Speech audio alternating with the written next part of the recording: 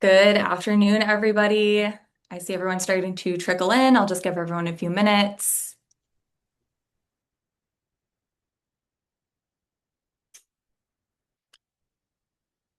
All right, I see more people starting to hop in here. I want to get going. We only have about an hour and a half today, so I want to make sure we get to all of our speakers today. So good afternoon, everyone, and welcome to the University of Miami Rosenstiel School's virtual open house for our Master Professional Science program. We are very happy to have you guys all here today. My name's Heidi Van Buskirk. I'm a senior program manager in our graduate studies office. I'm also an alum of our MPS program, so I earned my degree in the marine conservation track in 2020. I completed my internship at NOAA's Atlantic Oceanographic and Meteorological Lab, which is a mouthful, but it's also right across the street from our campus. So not only was it very convenient, but I also got to immerse myself in a lot of really cool research during my time here.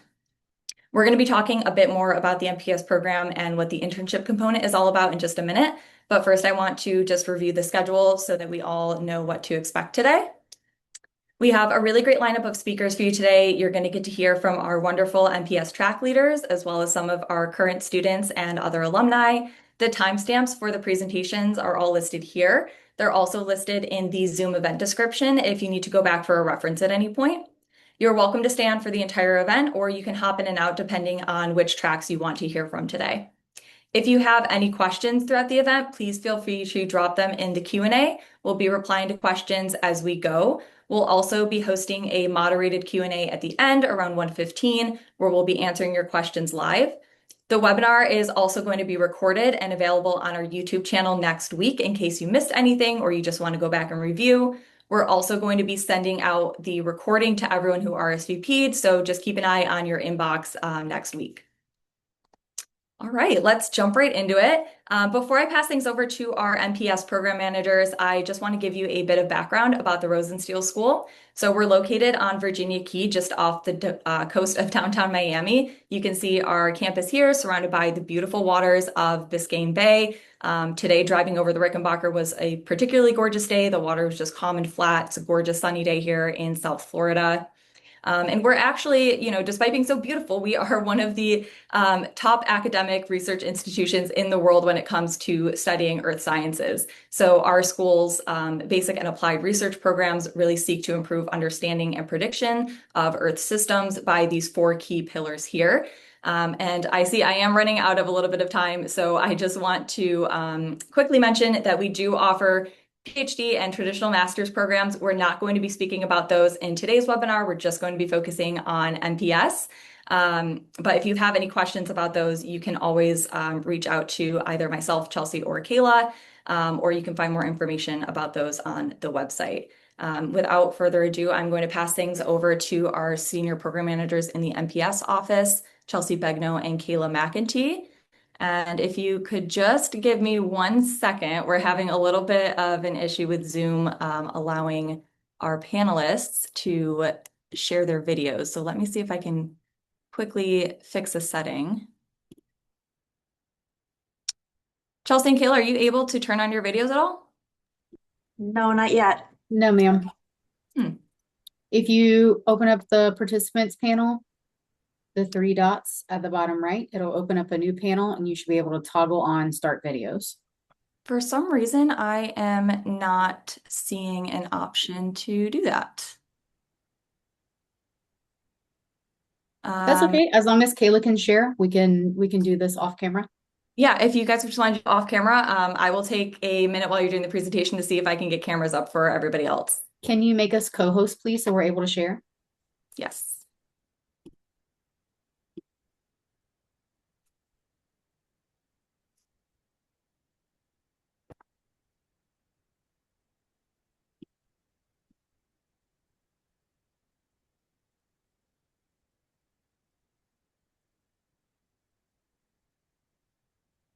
Okay, you should be able to share screen now. All right. And everyone should be able to see my slides that say MPS program all big. Yes. And I got my camera on. Fantastic. Let's do this.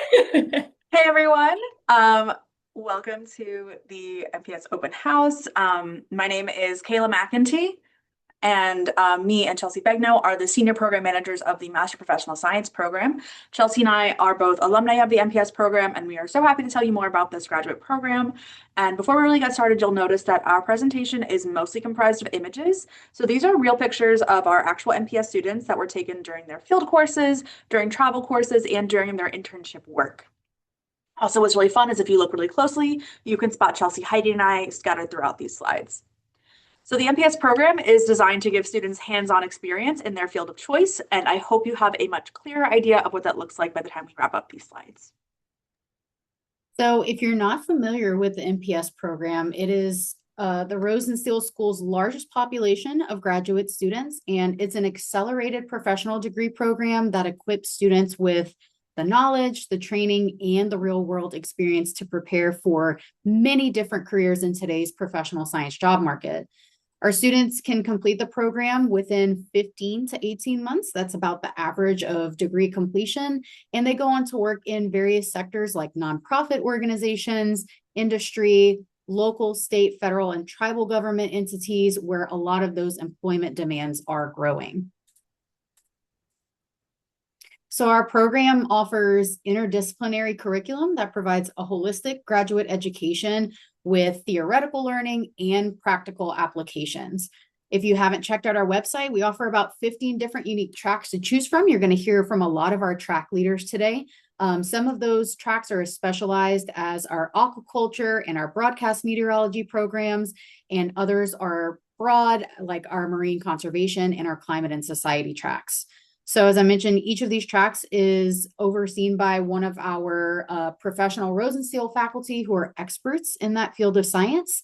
And if you're interested in looking at the recommended courses, track curriculum, and potential career paths for all of those tracks, we do have additional information on our degree tracks tab on the MPS website, which I believe this QR code will take you to if you're able to grab a snapshot of that now.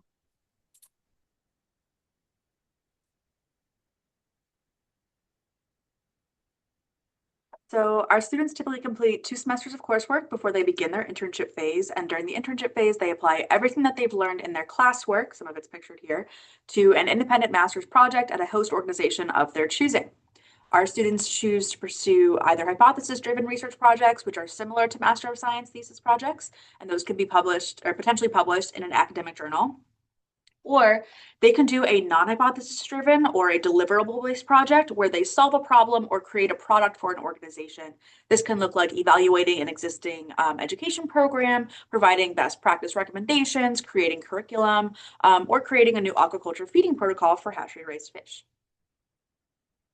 So the program offers a lot of flexibility.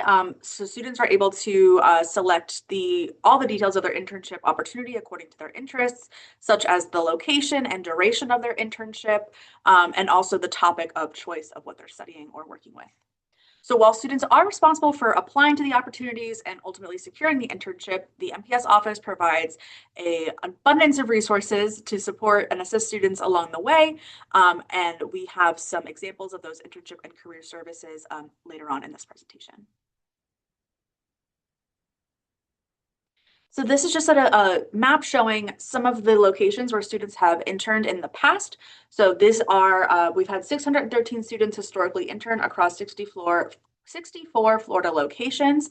Most of our students do end up interning around the Miami area, which is why you can see that there is a very large dot around Miami, because that is where most of our students do intern. However, they are welcome to intern all throughout Florida or throughout the United States. So we've had students intern on these various areas around the US.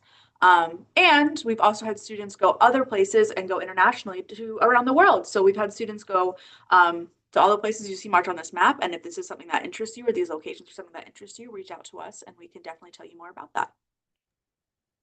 Since Kayla and I are both alumni of the MPS program, we'd love to talk about what our favorite aspects were and what drew us to the MPS program.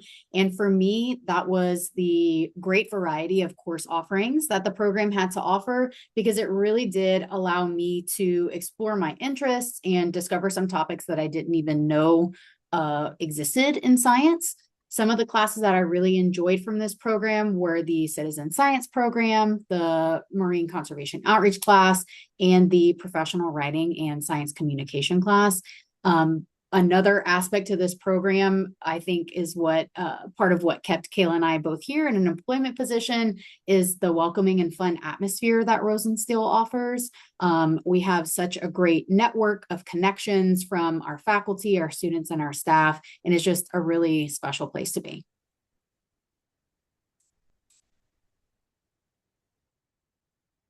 It really is a special place to be, and I can concur. That is the reason why both Chelsea and I are still here all these years later.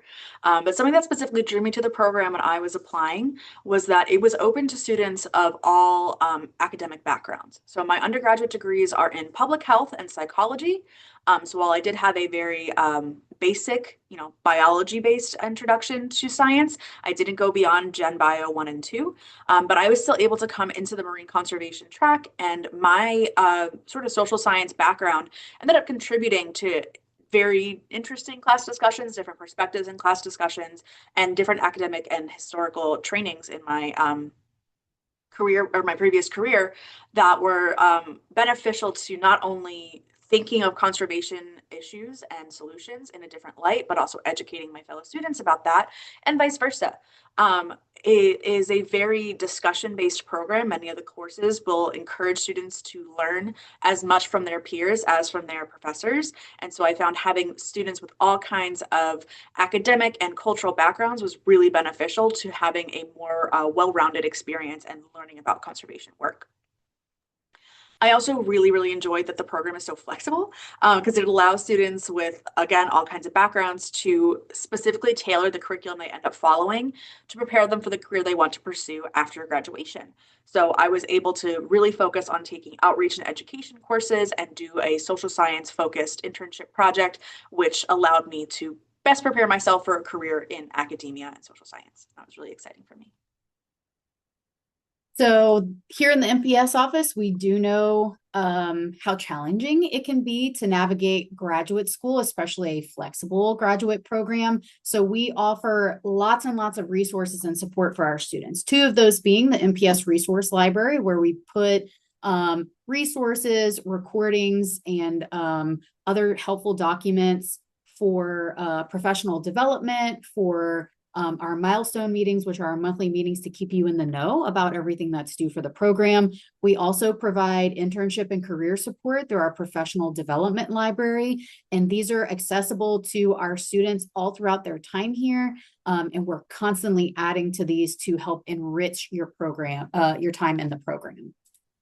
You can explore some of the resources that we have on our MPS website. If Kayla wants to tab to the next slide here, you can look on the prospective students tab, which this QR code will also take you there. You can look for student resources, information about your degree track, financing your education, life in Miami and at Rosenstiel, and much more.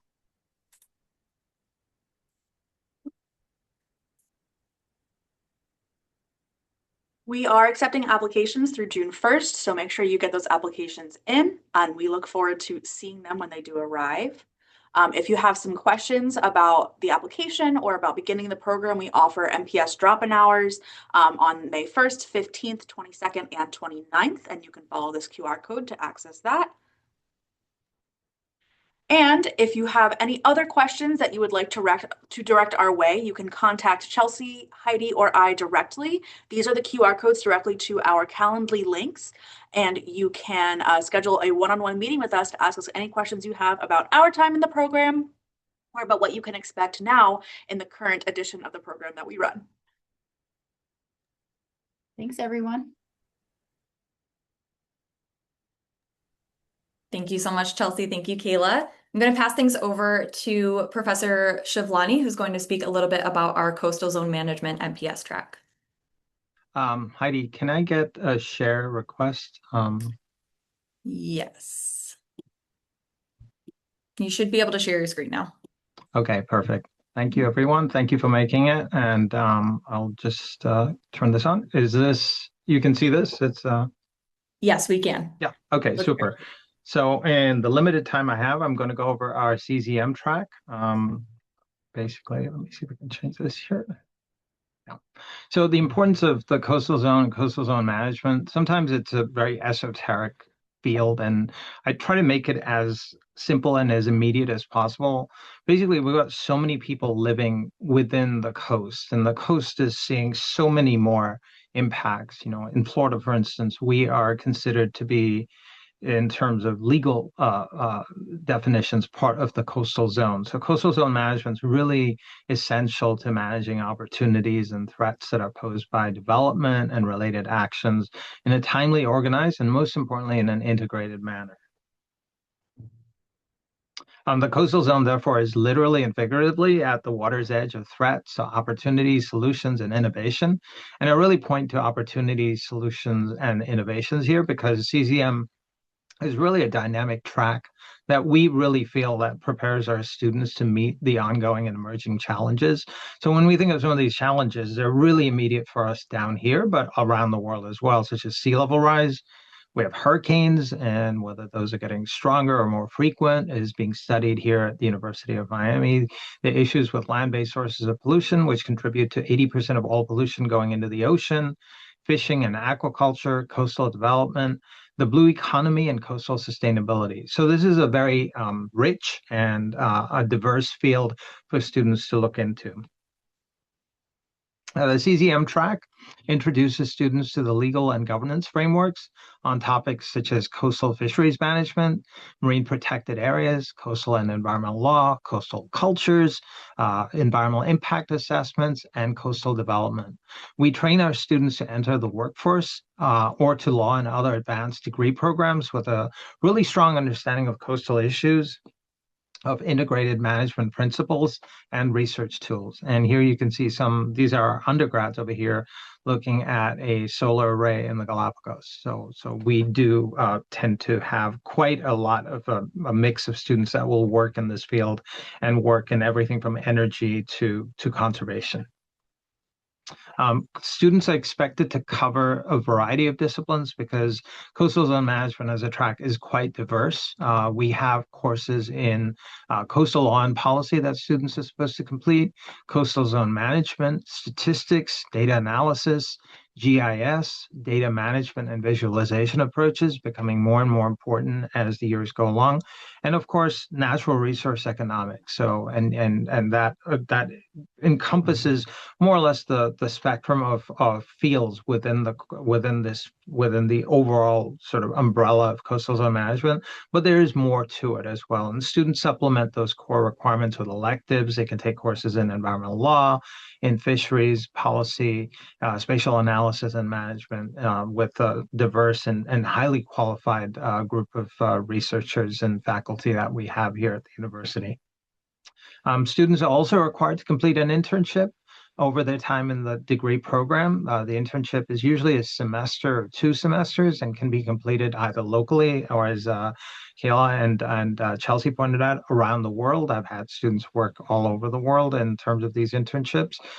They are supervised by a committee chair and an internship advisor, and the end product turns out to be an internship report, which is completed upon the finishing of the internship and is delivered as a presentation. And here you can see one of those presentations being given by one of our students.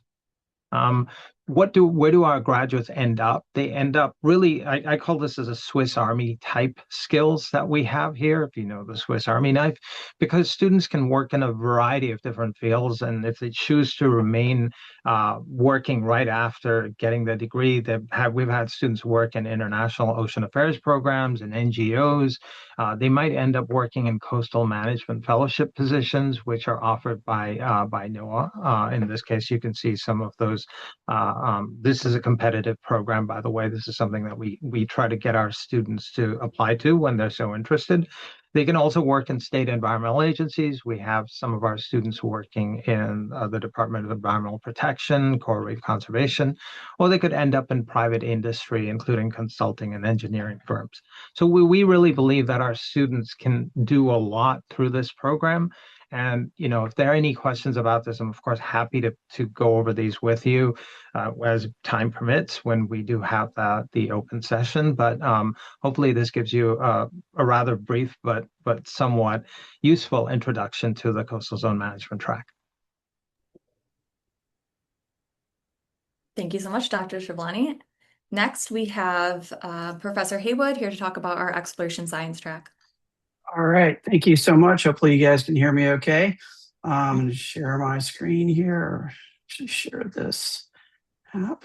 And okay, so welcome everybody. Thanks for being here. And I'll just go over a few things about the exploration science track. Hopefully you can see this okay. It's a unique multidisciplinary program of study that we have. It's really tailored to you, to your interests. And it's really designed for sort of a changing future and different possibilities, giving you flexibility moving forward in your career. So we have a flexible curriculum, and sort of the overarching goal of the track is to develop an exploratory mindset about the world. So how do we approach different problems in the environment? How do we approach certain unknowns that we're trying to get answers to? So giving you both the academic and the practical skills in order to try to answer those types of questions out beyond outside of the program when you're done. So it's really built around 4 core courses that range from citizen science, GIS, research diving,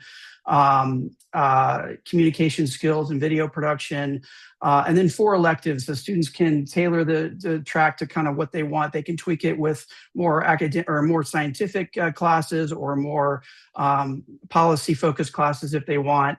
So there's a lot of flexibility there. And let's see, let me just do this a little bit. Oops.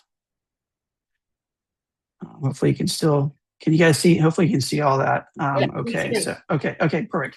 Okay, so what have people done with this track? We've had people that do science museum work. We have people working in the ecotourism expedition leadership capacity, people doing media production around sort of conservation and science, scientific storytelling. We have people that have been designing dive programs.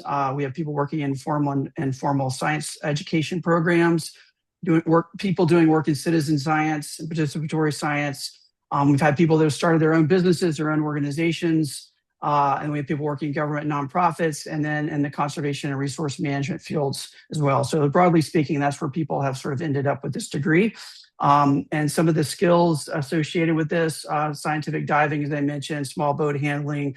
A lot of the classes focus on critical thinking. So thinking about how to ask good questions, how to answer those questions, how to look at all different aspects of a problem or a series of questions that you want to have an answer, and how do you go about doing that. We also emphasize media production and communication skills, which is critical in today's age to kind of be able to communicate your findings and educating people about what's out there in the world. Geographic information systems become kind of a key area for mapping and display of data visualization. Also, project design and management. Some of the classes focus a lot on this, trying to put together projects that simulate a real world environment where you would be doing this, in your job, and how you would work with a team of people and come up with, a project and build it out to completion. And then expedition planning and management, one of the classes that we have, focuses a bit on this, giving you a chance to sort of think about how you conduct work in the field. Basically. And so this is where people specifically have worked with this degree. We have people working for National Geographic and Lindblad Expeditions. Frost Science Museum in the past students have worked there, Colorado State University, the Nature Conservancy, PADI China. One student went on to develop ecotourism programs in the Philippines, working for UNCAR, Center for Ocean Leadership, Ocean X. Seaworthy Collective, the founder of Seaworthy Collective based here in Miami, was an exploration science graduate. People have worked at the National Park Service and NOAA. I've had students that have worked on major wildlife film productions, including one that won the Best National Academy, or the National Emmy Award for Best Documentary a couple of years ago. We've had several that have entered the PhD programs around the world, including here at Erasmus. And then we've had people that have just recently got hired at CMUS, which is a cooperative institute for marine atmospheric science here at Erasmus. And so the types of students that are in this track usually are the ones that get the most out of this are ones that are really motivated, self-starting students that have some sense of what they want to do. Students with a strong sense of curiosity and inquiry. They really, I think, get a lot of mileage out of the program here. And then having some science background is helpful. I get this question a lot, but it's not necessary. You may have to do some extra work to catch up a little bit because these are graduate classes, so they are bit even more advanced. So they're going to expect you to have a certain level of understanding of the topic. But you can certainly do the extra work and do these classes. I find that students, I'm so sorry to interrupt. Okay. We are at time. I do I have got to time. move on and pass it over to Dr. Okay, no Bedcott, but thank problem. you so Okay. much. All right, thank you guys. Yeah, thank you so much. We did have a little issue with your slides, so I will just ask if you could share Okay. with me. I'll make sure that we share those with all of our Okay. Okay. today. Perfect. But thank you Okay. so Thanks. much. I'm All right. going to Thank pass you. things over to Professor Babcock, who's going to talk a little bit about our fisheries management and conservation MPS track. All right. Thank you.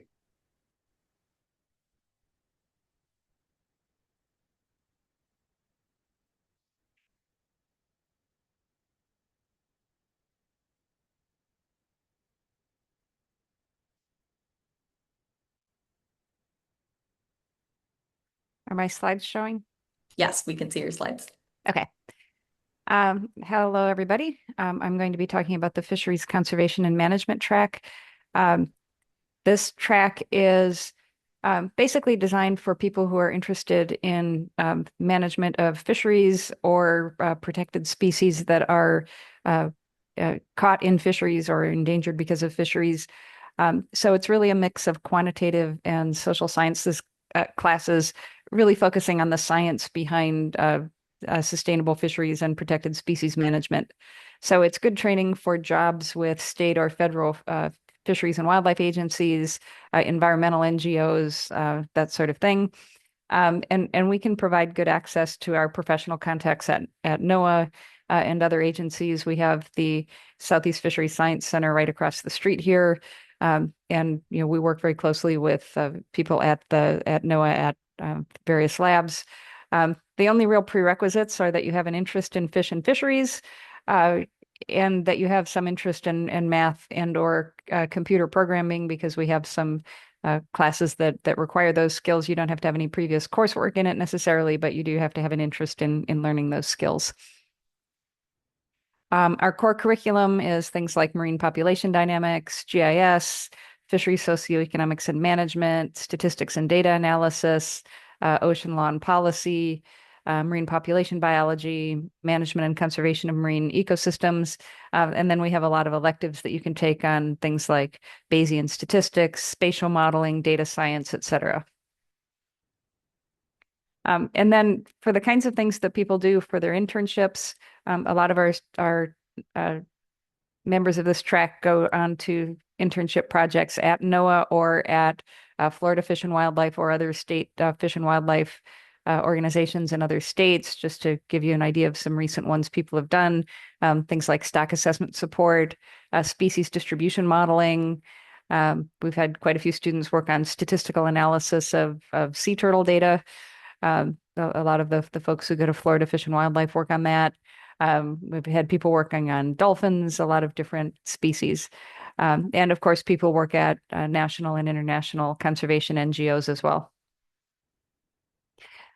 So that's basically us. Here's my contact information, ebabcock@miami.edu. I try to answer within a day or two, though it is finals week. So I might not be very good this week, but into the summer, I will be more responsive. That's all I've got. Awesome. Thank you so much. Appreciate it. Next, I'm going to pass things to Professor Cardellano, who's going to tell you a little bit about our marine mammal science track. Maria, you're muted. Hello, everyone. Awesome. Thank you so much for being here. I'm going to share a little bit about the marine mammal science track. This track is for people who are interested in marine mammals, so cetaceans, pinnipeds, sirenians, polar bears, and sea otters. We take students who have a very wide interest in working with these species and, of course, conserving their environments. So to give you a little bit of info into the track, there are a lot of courses that are specific to marine mammals. So we have biology of marine mammals, conservation and management of marine mammals, applied behavior analysis and managed care, where you're working with dolphins in a managed care and rehab facility. Marine Mammals of the Galapagos, which is a travel and field course. We also have marine mammal research techniques, disease and medicine, applied ocean acoustics. And then I also encourage my students to take classes in other fields and other tracks to be able to get some experience in things like GIS, population dynamics, boating, welfare discussions, in order to best prepare you for a career in marine mammal science, as this can be a very broad range of things. So some of the practical skills and opportunities that I aim to make sure that students have throughout this program include acoustic software analyses, field research techniques, behavioral analysis, training and behavior modification. We have field trips and travel courses. We also work to get students connected with local organizations like the FWC for manatee stranding training and stranding response for cetaceans. We also get students involved with necropsy, scientific boating, networking opportunities, and community outreach and science communication. With this background in marine mammal science, my students go on to do a lot of different things. So here's kind of a list, an overview of some of the internships and projects that students do while in the program. So some students are more interested in field research and population studies, so they do work with photo ID, surveys, drone sampling, body condition analyses. Some students are more interested in strandings, rehabilitation, and rescue. So students go on to do their internship in those fields, and then often for their projects do projects related to health, stranding trends, etc. We also have students who are interested in veterinary managed care, especially some students who are interested in going into vet school after this program for aquatic medicine. We have students who are more interested in behavior and acoustics, genetics and ecosystem health, education outreach. And then we also have a lot of classes that are not necessarily only related to marine mammals, but are more related broadly to conservation and policy, which is really relevant for the marine mammal science field. So we also train students who want to go more into the legal side of things. So with that, our students go on to do a lot of different things after the Marine Mammal Science MPS program. Some example positions of where my students are now are research assistant and photo ID technicians, stranding biologists and stranding coordinators, aquatic veterinarians and technicians, education outreach coordinators, environmental consultants, permit coordinators, animal care specialists, necropsy technicians, and policy advisors and analysts. And my students work at a lot of different facilities and organizations, such as nonprofits, stranding organizations, academic research institutions, and government agencies, zoos, aquariums, and museums. So my overall goal with the Marine Mammal Science program is to make sure I'm giving my students a broad background to make sure that they're reaching their career goals in this field. My name is Dr. Maria Cardilano. You can reach me at mcardilano@miami.edu, and I'd be happy to talk to you more about the program. Thank you so much, Dr. Cardilano. Next, I'm going to pass things over to Professor Stieglitz, who's going to talk about our Aquaculture MPS program. Great, thank you so much. Let me just get set up here with the share screen.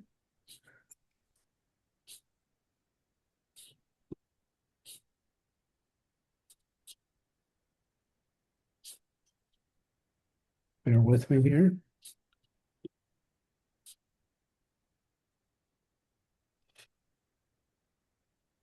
Okay, I'll see the title slide.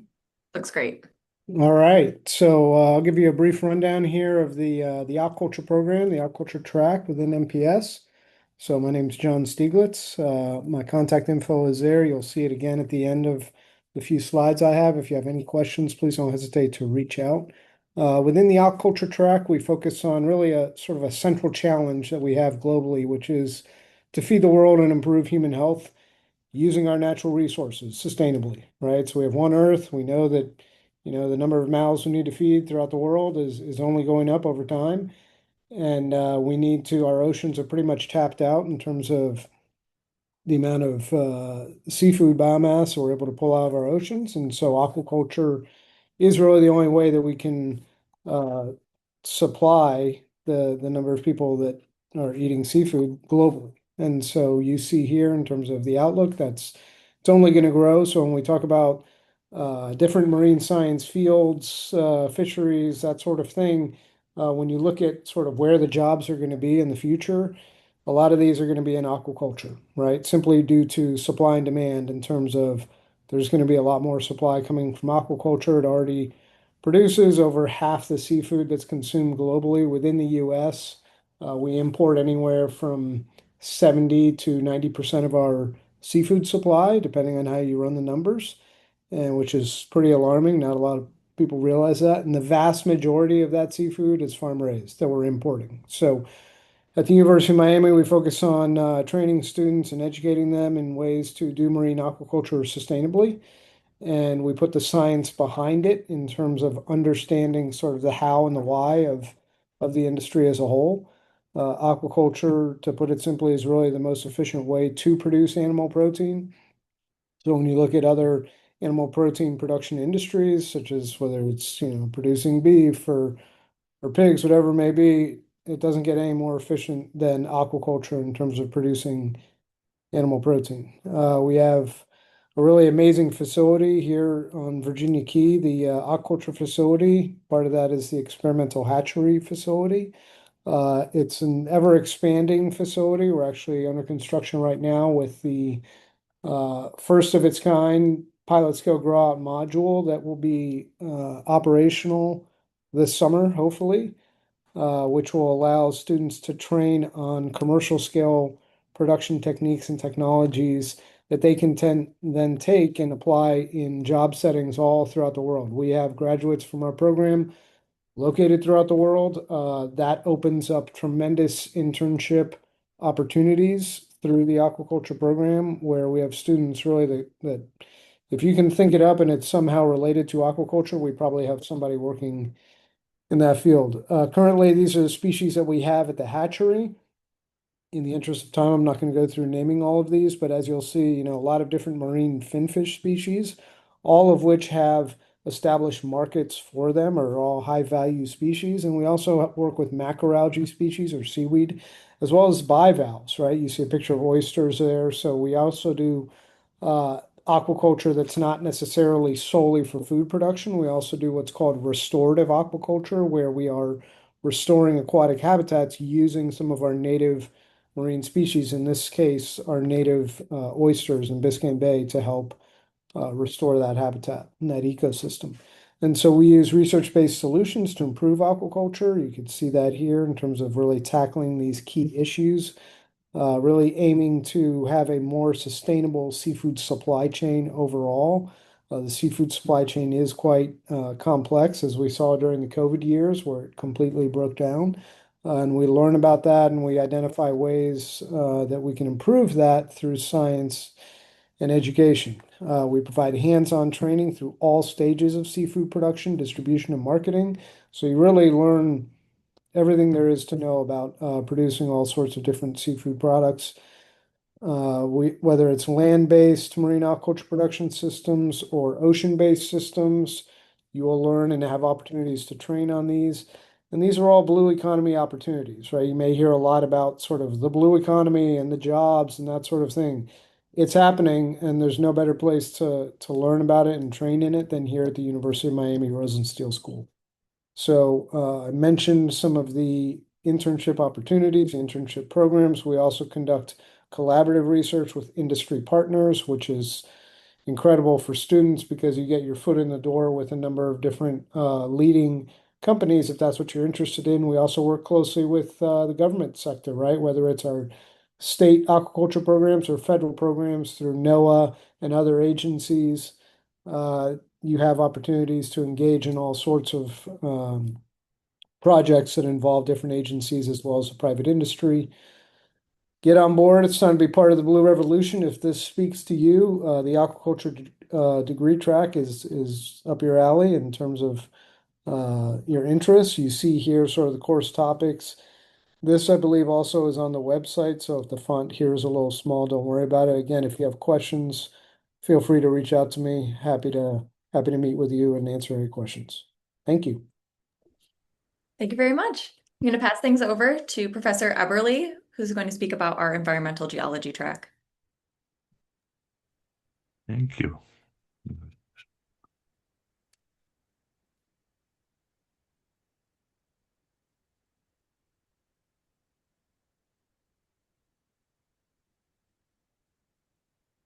Can you see this? Yes, we can. Looks great. Okay, hello. So the environmental geology track is a track that looks at the environments both on the surface and in the subsurface, or the effects of many of our environmental changes. We have, of course, the big coastal systems, and we heard that there's a track on the management of the coastal system. Here we would do more the physical impact on the system and look at things like that. We look in the subsurface, look at hydrology and geochemistry in the subsurface as we change the environment. And of course, we always have to deal with the large hazards that occur naturally, like the earthquakes or volcanic eruptions, and some that we produce ourselves. And so this track, you would learn a lot of the techniques who can either assess one or the other of these environmental changes. And so our mission is actually in this track that you will get a degree with which you can translate your passion for the environment into a fulfilling career. And we would like that you get a job later on where you can identify and mitigate these naturally and anthropogenically derived environmental issues. And by this, I mean that you would learn things like remote sensing, as you see here on the left-hand side, the LiDAR map of the elevation of Miami, that is very important for the sea level rise that we experience here in Florida and around the coast, around the world. We would learn of how to look at the subsurface with ground penetrating radar or with seismic data that you can see in the subsurface what's happening. In this middle picture, what you see here is actually from is a ground penetrating radar image from the Miami Oolite, and the blue is the water that penetrates in after major floodings into the subsurface, so they can monitor even the subsurface incursion of the water. To the right, you will learn how to collect data here in the Everglades. Chelsea Pedersen taking samples with Don McNeil for the environmental change in the Everglades. So this is both from the sedimentology to geochemistry, geophysics. It's a large spectrum, and so we have about 6 core courses and 9 electives. So it's a big chunk of courses. And in addition to that, we also offer quite a bit of changes. If you come in with an expertise in one, you can even change in other directions. Or if you would like to go a bit more in managerial, then you can get other courses within the MPS program within Erasmus. Just want to say, like, for example, the saltwater intrusion is a very important class on that, and many people take it, the environmental assessment. And what becomes more and more important is also that we look from above with the drones for the geoscience and environmental change. We offer classes on that, and we expand more and more on all these tracks, that in all these different disciplines that you would get the necessary knowledge to handle all this. So, for example, we try to do this, the classes are sort of organized that you would have the technical background, but also learn the techniques with it. And I just want to say we do this on the local, the practice on the local environmental changes, and we just got a big, should I say, press by the fact that, to Florida, and now the buildings in Miami got taller and taller, and we had a study done, and I'll show this in a minute, where we actually could see of how when these big buildings are built, that they have a settling effect afterwards, and that was sort of misinterpreted by some people as they say that Miami is sinking into the ground, but it was actually simply that we were very proud that we could measure of how these buildings would go down over in about 10 years, go down from 2 to 6 to 8 centimeters as it settles down, and not all of them do. And of course, now the question is, why do this, and how can we tell which one has the better ground to build it is? These are some of the questions that we try to address, or can educate people or get a degree that they could answer these questions out there when they leave the program. Now, where would they find jobs? Well, we have people, they went to engineering companies to provide partially management, but mostly technical services for site assessments for large projects or impacts of large projects on the environment. We have federal and state and local agencies where they will go and work. And some of the recent jobs from our program, we have one that went to the USGS in Chesapeake area, and one in the South Carolina Environmental Services, looking at contamination of the seafloor. One went to NOAA, and the last one actually switched over and started a PhD program in marine geoscience to monitor and coral reefs in the environment. Thank you very much. Thank you, Dr. Ebley. I was just going to say, I'm so sorry if you had more to go, but we do have to stop and switch over to Professor Murphy Goes, who's going to share a bit more of information about our broadcast meteorology MPS track. But thank you so much, Dr. Eberly. And Lisa, whenever you're ready, you can go ahead. Okay, thank you. Hopefully I'm sharing those slides. Yes, we can see them. Okay, thank you. So I'm the track leader for the MPS Broadcast Meteorology track and also the program director for the undergraduate degree in meteorology. And so we have a great interdisciplinary program, great relationship with the School of Communications, where depending on your background and your needs, we can tailor our curriculum to try to give you more experience in the two different fields. So we have courses that cover meteorology, atmospheric sciences, including upper level classes in dynamics and general circulation. However, those do require some high level math classes. So if you don't meet those requirements, we have additional classes in forecasting and weather and climate, as well as our environmental science and policy department, who offers courses on conservation and climate and society, environmental governance. So there are really lots of different opportunities for you to take courses both in the science field out at Rosenstiel, as well as within the School of Communications, where they offered upper level journalism courses in writing and news reporting, storytelling, as well as podcasting. So there's lots of exciting courses you can take. We also have UNTV, which has our own weather show called Kane's Cast. So students can get a lot of experience learning how to develop their own weather graphics. We use the WSI software, which is used in studios around the country. So they produce their own weather graphics, they produce the show, and they also star in the show. So reporting weather and different climate stories in front of the green screen. So there's one of our undergraduate students who is graduating this semester. They've won awards for their weather graphics. And, we like to give students opportunities to get that experience and to create their reels through our partnership with the School of Communications. We also have lots of faculty and alum. So this is our part-time faculty, Ryan Phillips, who is a broadcast meteorologist on NBC. We have alumni working for WSVN7 and CBS Miami. So we have lots of people, lots of connections, both locally and also remotely. Our students have gone on to be in news, reporting weather from Duluth to Los Angeles and Panama City, so really all around the country. Students who are more research oriented or in the weather forecasting track have done internships at NOAA's AOML. So we have the Hurricane Research Division, we have the National Hurricane Center and National Weather Service that is just west of Miami. And yeah, lots of Weather Channel news stations, basically contacts in lots of different industries, both public and private sector. So I will end there, but my email address is lmurphy@earth.miami.edu. So feel free to reach out if you have more questions. Thank you so much. We're going to pass things over to, I'm not sure if we have one or both, but we have Professor Mock and Professor Clement here to talk about the Climate and Society track.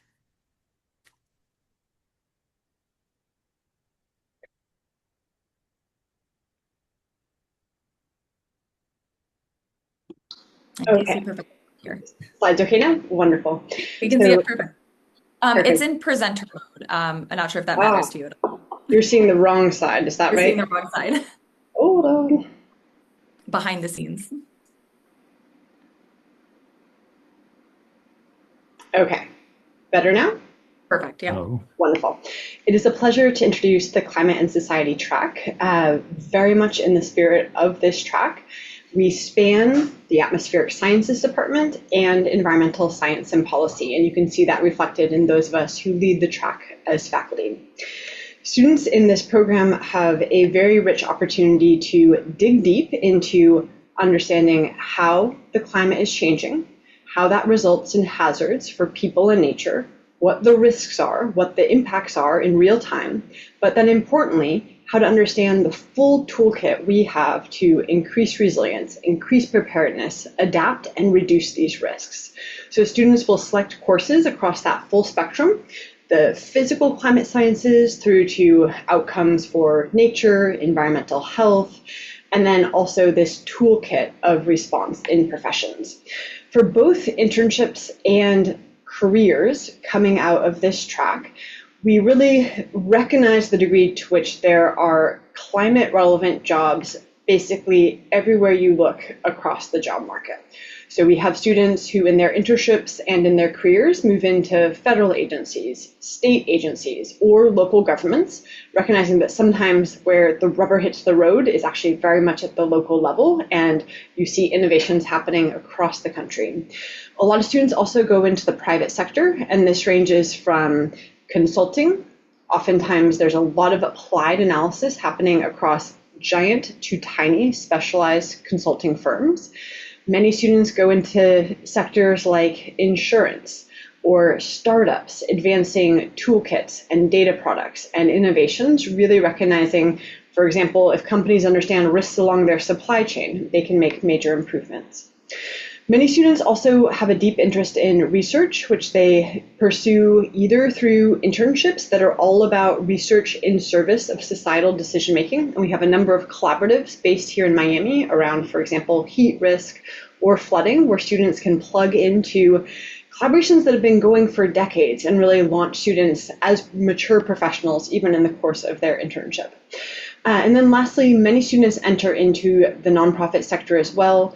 Advances in the space of climate resilience, climate preparedness, applied analysis span from the massive international nonprofit organizations, World Wildlife Foundation, for example, all the way through to community-based organizations that are making a difference community by community. So all three of the track leaders are here to help answer your questions, Amy Clement, Brian Soden, and me, and we look forward to seeing you on campus before long. Thank you so much, Dr. Muck. Really appreciate it. Next, we're going to pass things over to Professor Majumdar, who's going to talk about our weather forecasting track. Okay, thank you, Heidi. I'll just share my screen here, and I hope you can all see it. Looks great. Okay, fantastic. Okay, good to meet you all online. And this is an introduction to the weather forecasting track, which is housed in the Department of Atmospheric Sciences. And my email address is here below. So about the track, that the main goal is to prepare students for the profession of weather forecasting, and that's in the public and the private sectors. That the most well known is the National Weather Service, and they've actually just announced a lot of jobs. So there's several dozen jobs just over the next few months. So they're filling quite a lot of positions in the coming years. So that's one very common profession in weather forecasting, but there are plenty of others too that are related. Emergency management, agriculture, aviation industry, construction, shipping, and so on. So when students come into our MPS track, that they get a lot of opportunities to connect with experts and professionals. So the Greater Miami or Greater South Florida has a local American Meteorological Society chapter, and students also can get involved in high performance computing, machine learning, for example, as part of their internships. And as Lisa mentioned a few minutes ago, that we're close to the Weather Service office, the National Hurricane Center, and also NOAA's Hurricane Research Division is across the street from us. In regard to prerequisites, that generally a bachelor's in meteorology or a degree in a closely related field.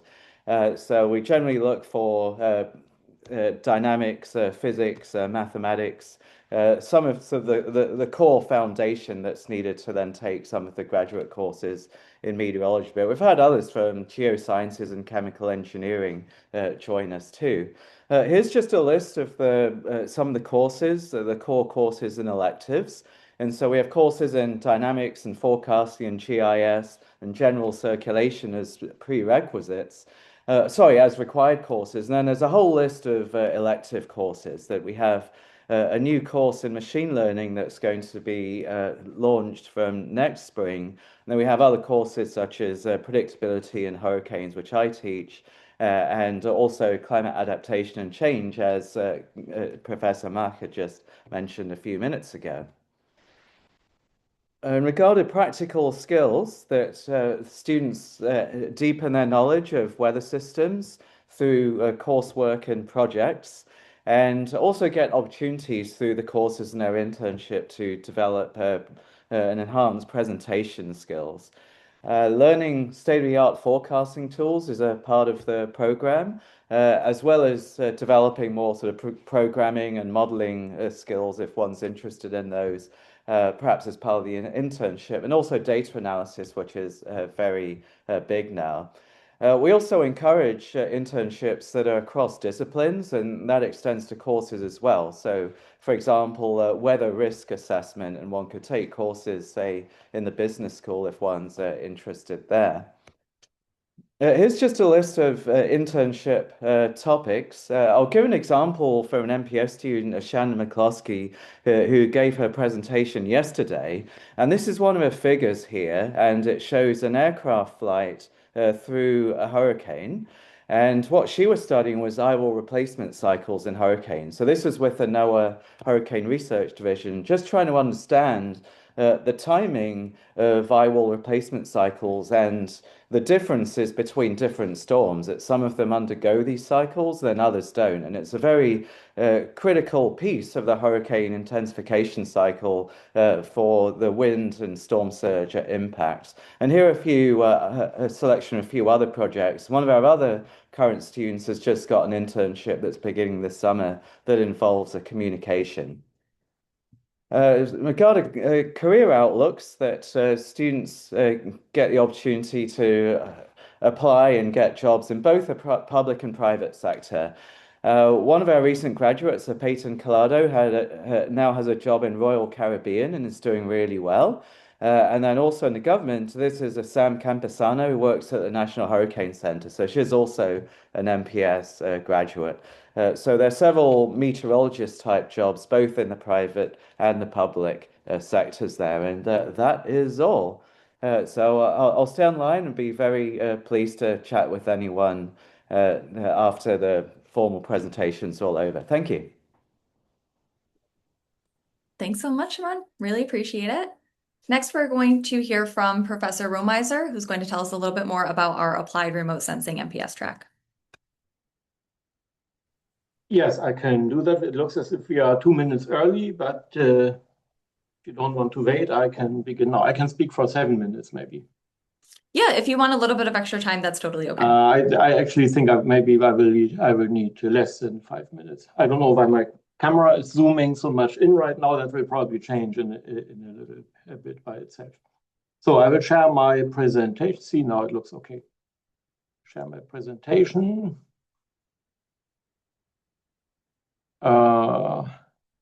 There it is. So I'm Roland Romiser in the Ocean Sciences Department, and now talking about our MPS track, Applied Remote Sensing. And there's a picture of our school, and this track is about satellite remote sensing techniques mostly, although there are some other remote sensing techniques with land-based radars that we will discuss. The main questions are, what can we measure from satellites? What instruments and satellites do we have available? You may be surprised how many satellites and how many different instruments exist. How to process and interpret the data to get the kind of information you need for your project.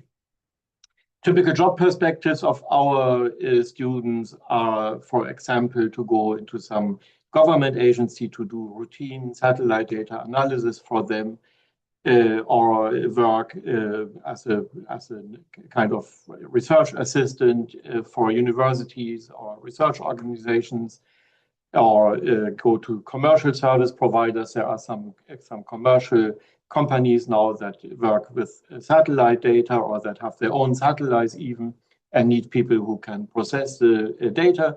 We had one student who went to a policy-making agency in Washington, D.C. It's a small track. We typically have only 2 to 5 MPS students per year. But that also means you can get a pretty individual treatment here. And I know all of my students pretty well and what they want and what they need, and they can always come and talk with me. It's not that there are 20 other students in the line. Here's an example of a radar image from a satellite. You see a lot of features there. This is the Strait of Gibraltar. You see the mountains. You also see oceanic internal waves here at an oil spill and some other natural surface films and things. So this is an example of where you can see all a number of features that we will discuss, why they become visible and what kind of information you can get from such an image. And on the right, you have a sea surface temperature field, a global field, which is not just a snapshot. You need a few days to acquire these data with the radiometer. We will also discuss how that works, also talk about satellite orbits and all those things, of course.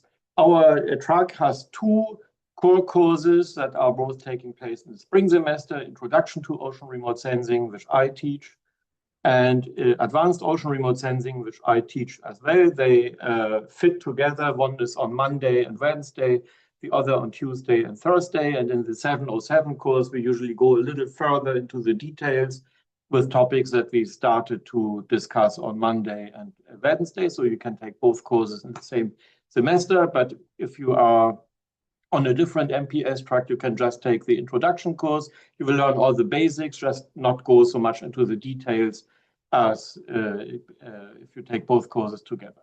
There are some recommended additional courses like the Introduction to Marine GIS Systems. Almost everybody takes that one. Statistics course. And you still have 4 more. There are many choices here from OCE, ATM, MGS, EVR, MBE. And that's one advantage of our track. Also have many internship options. You can really tailor your MPS curriculum to your career plans. I have had students in our track who were interested in remote sensing for geoscience applications on land or applications in marine biology. They didn't want to take more ocean sciences courses. They took my remote sensing courses and some courses in other departments. And that's all fine because you have only these 2 required courses. And those students usually were very happy. As a special bonus feature, we have our own satellite receiving and processing facility here in the south of the city. Seastars, this belongs to the university, and we will go there one day. You can have a look at all the computers and the antennas there. And Hans Graber, our colleague who is a professor here and the director of Seastars, will show you everything. Some people have also done their MPS internship at Seastars. And what is, yeah, that's already the end of my presentation. There's my email address. If you have questions, you can maybe ask them now or send me an email. We can have a Zoom meeting individually, or you can even come to our campus and I can show you some things. I have done that with a few people who were interested in applied remote sensing. And that usually goes well, and they like it. And some of them then registered for the program. So I will be happy to get many more students. Just contact me and I will help you to convince yourself to go into this track. Thank you so much, Roland. Really appreciate it. Next, we're going to pass things over to Professor Oskachman, who's going to speak to you about our natural hazards and catastrophes MPS track. Okay, thanks, Heidi. Can you see the slides and hear me? Yes, we can. Yep. Okay, so good afternoon, everybody. I'm here to talk about the natural hazards track. What are natural hazards? They are, of course, hurricanes, floods, tsunamis, volcanoes, anything that the Earth poses, because we live at the skin of the Earth planet. It's a hard life sometimes, and it can be also interpreted as an environmental risk management and analysis. Okay, so risk is a very deep topic. If you want to be a kind of a philosopher about risk and get a good job, this is the track for you.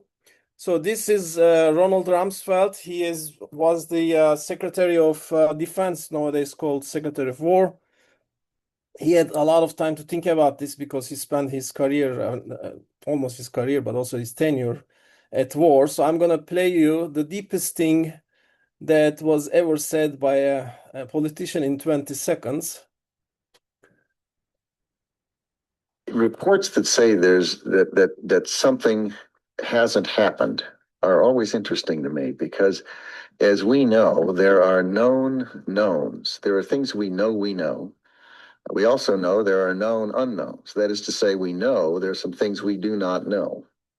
But there are also unknown unknowns. The ones we don't know, we don't know. So this is a very good classification of risk, which is about unknowns, about the future. So he says, okay, there's some stuff we know. Okay, that's not a big problem. There is also stuff that we know that we don't know. But also there is stuff that we have no idea. It comes out of the blue, and that's actually what we do in science here. We try to find the unknown unknowns. What he didn't say is the unknown knowns. This is the stuff that we actually knew once upon a time, but we forget. Why do we forget? Because civilizations are not people. You have new generations coming in who are kind of clueless about what's going on. So that's what the universities are for.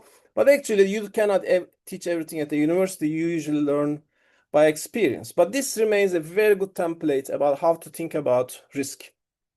Does risk have an impact? Natural hazards. We are talking about natural risks. Okay, yes. So this is just for US, not the globe. But actually, this is a global situation, as I'm going to touch in a few seconds. So huge number of weather and climate disasters, okay, droughts, flooding, hail, severe weather, tornado, tropical cyclone, wildfire, cold, tsunamis, etc. Not here, we don't have a lot of tsunamis. Well, not too many volcanoes in the United States, but globally that's the case. Huge amount of money, okay? And this is what the track is all about, okay? How do we deal with these costs on society? Now, traditionally, how was this done? Traditionally, this was done through insurance, okay? What is insurance? Insurance is distributing this risk of getting damage over the entire population by putting an insurance premium. And this goes way back, okay? 6,000 years, okay? 6,000 years. People have been learning the same things. Why do we have all this civilization reinventing insurance? Because they forget. Okay, this is the unknown knowns, the fourth category that Rumsfeld forgot. Okay, going back to Hammurabi's, and every few hundred years or thousand years, once civilizations collapse, you have typically some kind of big disaster. Risk is reinvented. Okay, I mean insurance is reinvented. And this time is also very different in the sense that if you look at the entire global history, the population exploded in the last almost 100 years, actually since Second World War. Mostly, I can go into great detail about it. But the point is that it's a global explosion of population, and everybody has property. Okay, what do you want to do? American dream. You want to buy a house and maybe have kids, diapers, cars, furniture. All this is something you want to protect from destruction. Okay, so this is the basis of this track. A lot of people have a lot of property that is exposed to environmental hazards. And this is another graph showing that the cost of these disasters is increasing. It doesn't mean that the disasters are increasing. We are just more exposed to this because people are distributed around the globe. More people are distributed around the globe. The track essentially has kind of two components. One is you learn about the hazards, natural hazards in atmosphere, ocean, hydrological hazards, blah, blah, blah. And then you learn about statistics, some ways of calculating, estimating. And that's what you bring in to the insurance companies that may not have this knowledge so far. It's a new field. Okay, very few people understand this. It's a futuristic field. And then the most important part is finding the right internship. Okay, and the best internship is usually with catastrophic modeling companies. I think Heidi is saying I need to wrap up. Okay, it's a global business. And I just attended Guy Carpenter just a couple days ago, because every university is having these tracks, and their revenues are going vertical, essentially. Okay, because of what I said. There's more people, more rich people, more property, and so on and so forth. So you can get a job anywhere, it turns out, okay? Because the application is anywhere. It's good, it's important to go to the right track, okay? You don't want to do emergency management or something like this. That's kind of sounds the same, but it's not the same. Emergency management is when there's a hurricane, you go and you do cleanup. This is where the money is. Lucrative part is in insurance industry, and you bring your technical knowledge to the insurance industry. Okay. I do have to pass things over to our final presenter before the Q&A. But if you're able to stick around and answer questions in the chat, that would be really helpful to some of our prospective students. But thank you so much for your presentation. And I'm passing things over to our first student. Our student is James Christie. He is a PhD student in our Atmospheric Sciences department. He's going to tell you a little bit about our marine science graduate student organization. Hello, everyone. I'm James. Nice to meet you, and I hope you can see my screen. I will give you a very quick overview of the Marine Science Graduate Student Organization. A little brief about what we do. Is our main goal is to really enhance the student experience at the University of Miami. We do this through celebrating the multicultural and diverse group that makes up Rosenstiel, as well as promoting social and professional development. We also lead our Rosenstiel merch. So if you want to get any Rosenstiel merchandise, it's usually through MSGSO.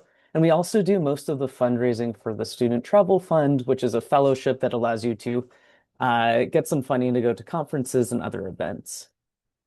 And to just give a little bit of information on each of those pieces, these are some student designs that we use for merch. Every year we hold a merchandise contest where you can get some additional goodies if you win, where students will submit designs to go onto the merchandise for the Rosenstiel School, and then we sell it for the next year. So this is our current merch lineup, and it might be different next year. So every year it's a little bit more fun and different. We also do a bunch of social events, and actually we're starting to do them in collaboration with our school's Fun Force, which we do a lot of work with.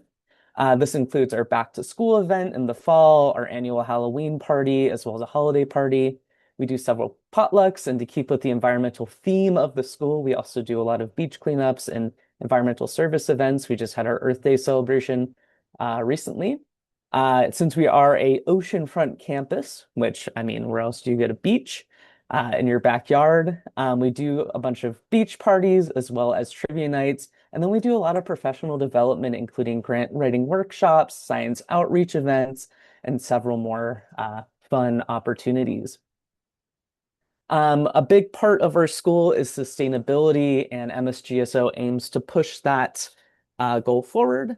So kind of the broad mission is to strengthen our intersection between science and sustainability by building environmental awareness and community through outreach activities and seminars. These are done both on and off campus, including building the Rosenstiel Community Garden, which is right behind our restaurant, our amazing Earth Week, as well as recycling on campus for any plastic you might have, including, which gives us a bunch of little additional sitting spaces around campus because they build benches, as well as our almost monthly beach cleanups. We also coordinate the just keeping trash collection items around the beach for people to dispose of anything they have. Another huge part is celebrating what makes Rosenstiel Rosenstiel, which is our diverse group of students. So we have a multicultural student group that sets up a safe space for students to share their concerns in relation to diversity and inclusion at Rosenstiel. This includes LGBTQ allyship, climate gentrification, anything related to social background. This is usually run by a specific member of MSGSO. We provide monthly meetings and separate work or separate meetings for people who feel like they need to share anything that might be going on. And this usually works closely with the administration office to make sure that Rosenstiel is a safe space for all. Our current e-board is sadly changing. Amber is our president, who couldn't be here today because she's doing wonderful stuff with her internship today. as well as me, the vice president. Both of us will be outgoing, so those positions will be open soon. Other e-board members include Ethan Mimic, who loves to go sailing, as well as Kate Martinez, who is our current secretary, and they will be staying with MSGSO. And then we also have several subcommittees that will be looking for more people in the near future. Kat Stevens and Sabira lead our sustainability group. Niloy is our merch chair, who is also outgoing. He is going to medical school. Asha Padilla is our multicultural chair, and she'll be outgoing this winter, and we'll be looking to mentor someone new. And Macy Conan and Kelly Neighbor, our events coordinators. And these are all amazing opportunities to get involved in the campus at all levels. And it's also a great way to get to know new people. So if you have any questions, we are going to be looking for new people once you inevitably join in the 2026-2027 school year. It's a great CV booster, and there's absolutely no prior experience necessary. You can also earn travel funding, and it's a great way to make friends on campus. So if you have any questions or you'd like to join when you come join us at Rosenstiel, please feel free to send any questions to our email. Thank you. Thank you so much, James. Appreciate it. Yeah, MSGSO is just a really great group on campus. And James, we've appreciated all the work that you've done for them over the years, and we're going to be so sad to see you go. But thank you again for that presentation. So we're at the end of our formal programming. I'm going to open things up for our Q&A. I see a few people have been asking questions in the chat that have been typed, answered. And before we really get into the Q&A, I just want to share my screen one last time, just to bring you back to some information about our applications in case you have not gotten a chance to apply yet.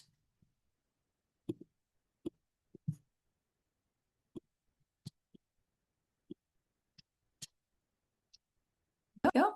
So for those of you who have not submitted your application yet, we do have rolling admissions open until June 1st, 2026. So June 1st is that deadline to get that application in. This QR code will bring you to application instructions and instruct you on how to submit your application. If you go to our website, earth.miami.edu, over on the right-hand side, there is this really helpful little toolbar labeled Get Started. So you can either request info, which will bring you to a page to schedule a virtual information session with either myself, Chelsea, or Kayla.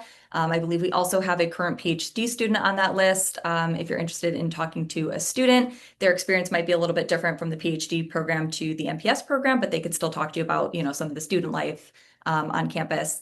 You can also visit. The second option there is visit. You can schedule a tour. We also have some virtual tours if you're not able to come visit us in person, but if you're able to, I highly suggest scheduling a visit. We offer campus tours Monday through Friday at 2:30 every day. They are led by current graduate students, a few of which are current MPS students. So really great opportunity to kind of get in, see the campus, speak with current students. And then finally, lastly, is our apply button, which will bring you to the same application instructions page.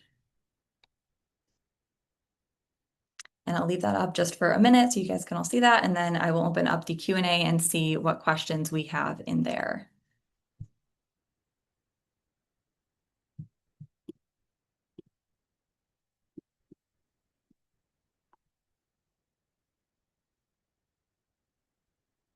I will repeat one question that was already type answered, but will the open house be available to review and where it will be located? Yes, we are recording this session and it will be available up on our YouTube channel, hopefully early next week. We'll also be sending it out to everybody who RSVP'd for this event. So if you RSVP'd, which you're here today, you'll be getting a recording hopefully again early next week. There's also previous open house recordings that have some similar presentations, also maybe some different information, some different track leaders in there that are up on our YouTube channel now. If you would like to go check those out, we can put a link in the chat for that too.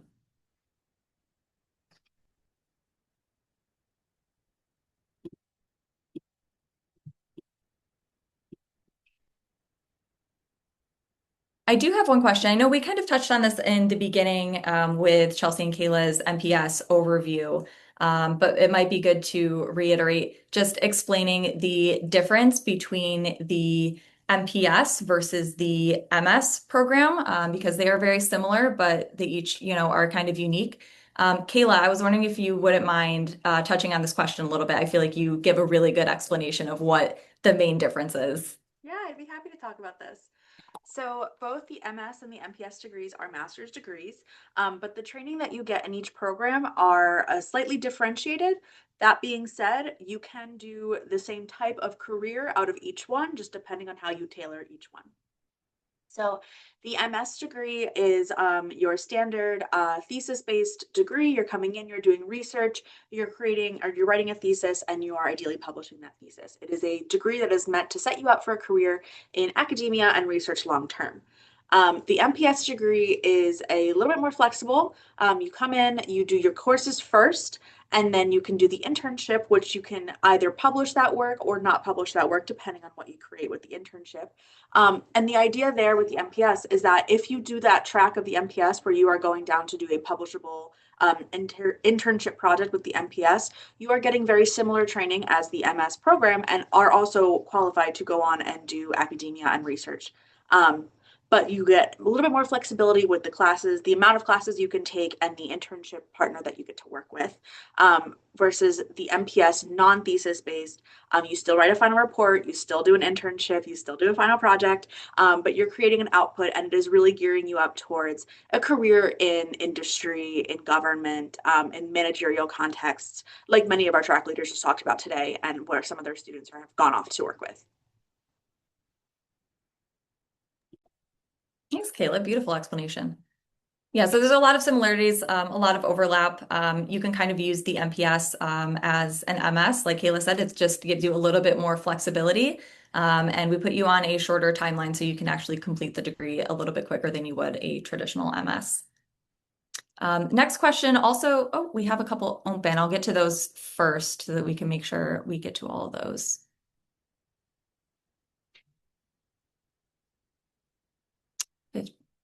Mentioned that the program takes 15 to 18 months. Looking at my program's Climate and Society, breaks down to 30 credit hours. Let's see, do we have Katie here still for Climate and Society? I don't think we do. We don't, but I can speak on this as well, because this is talking about the credit distribution of the tracks. So the 15 to 18 month track or 15 to 18 month plan is our kind of typical plan where students would take 12 credits in the fall, 12 credits in the spring, and then they would split up 6 internship credits over either all that summer or across that summer, that fall, and the following spring to graduate in between 15 to 18 months. That said, students can take less than 12 credits. And that is really a conversation that you'll have with us as the program managers and your track leader as your academic advisor to figure out what classes work best for you and the number of classes and credits you take each semester to make sure that your workload and the classes you select are appropriate for your career goals. So that means that if you were to take less than 12 credits a semester, it is possible that you may take more than 18 months to finish the program, which is permissible. Cool, thank you, Kayla. Another question I wanted to make sure, I know it was already type answered, but I want to give some of the faculty a chance to give their responses. Chelsea gave a very great response in the Q&A, but Abel is asking, what does a successful applicant look like, in the eyes of a professor? What are our track leaders looking for when your application comes across their desks? And I'll just kind of open that up to anybody who wants to speak on that first. I'm happy to speak on that. I think, right ahead, please.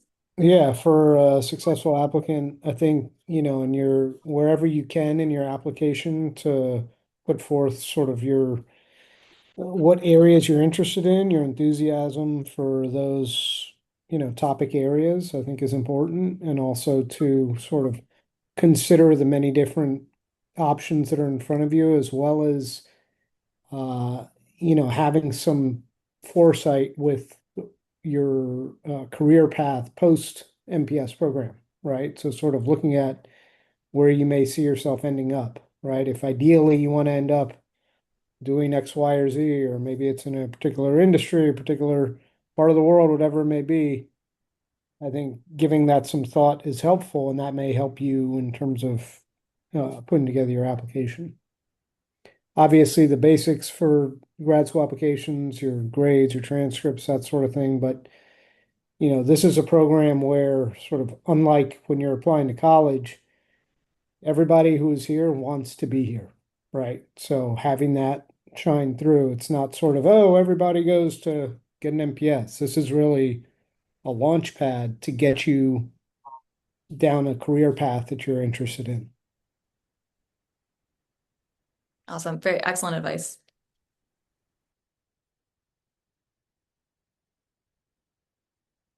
Anybody else want to chime in? Yeah, I will. I agree with that we're really looking for somebody has a strong interest in our particular track. So I would say if you're thinking about what to put in your letter, just explain why you're interested in a particular track. And that helps us look at, we look at your transcript, we look at your letters and a recommendation, and that helps me see the main question I'm asking is, is this person because of their interests and their experience, are they the kind of person who would really get a lot out of the track and find it useful in their career path? Roland, do you have advice for our students? Yeah. What has been said already, I agree with that. So I check if my applicants look as if they can be successful on the track, and they have the right background for it. But we are a small track. We don't have many students to choose from, and we choose only the best ones. If I have a feeling that someone looks promising and really wants to get this done and wants this degree, and there is some probability that this person can be successful, I usually accept them for the track. If I see they don't have the background in physics or something is not totally perfect, I will rather encourage them to take the track, and I will help them a little bit to learn what they need to learn to be successful, then turn them down. It happens almost never that I turn someone down who wants to be on my MPS track, except if it really looks like a totally weird application where I think this person would never be able to do and to learn what they are supposed to do and learn on this track and in the jobs that come after it. But that happens extremely rarely in applied remote sensing. We try to accommodate everybody and make everybody happy in this track. Awesome. Thank you so much to Beth and Roland for that great advice. Yeah, we definitely, I think overall, we just want students who, we're looking for students who want to be here, and we want to see you succeed while you're in the program. So that's a little bit of what our faculty are looking for in terms of our MPS students. If anybody has any last minute questions, we're getting into the last 2 minutes here. We might have time for one more. If not, I believe you have all of our email addresses. Again, this recording is going to be available at the top of next week. Hopefully Monday or Tuesday, it'll be on our YouTube channel and sent out to everybody. So again, if you have any questions about any of the information, please feel free to reach out to us. We're here to be a resource for you. And whether you are thinking about applying in the future or you're coming to campus in August, we are really excited to have you a part of our Rosenstiel community. So thank you all so much for being here. Thank you to our faculty for making the time to be here, and our students and other alumni. And have a lovely weekend. We will see you all soon.